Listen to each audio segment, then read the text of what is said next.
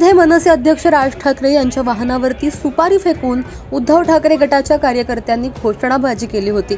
यानंतर या घटनेचे पडसाद ठाण्यात पाहायला मिळाले।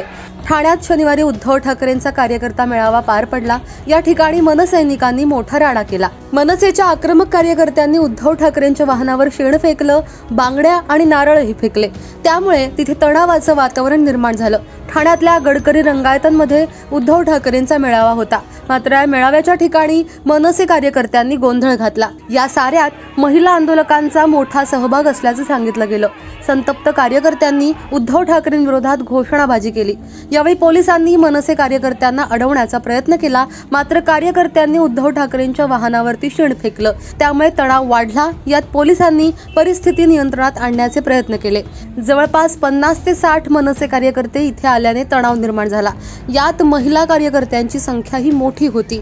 उद्धव ठाकरे गडकरी रंगायतांच्या दिशेने येत असताना मनसे कार्यकर्त्यांनी त्यांच्या वाहनावर शेण आणि बांगड्या फेकल्या। त्यानंतर थेट गडकरी रंगायतन इथे शिरून मनसे कार्यकर्त्यांना गोंधळ घातला।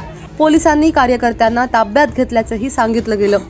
पण माझा महाराष्ट्र दौरा सुरू झाला तेव्हा मी मनोज जरांगे पाटील यांचं नाव घेतलं नव्हतं, मात्र मुद्दाम माझ्याकडे काही माणसं पाठवून घोषणा देण्यात आल्या। घोषणाबाजी करणाऱ्या या लोकांचे शरद पवार यांच्यासोबत फोटो आहेत।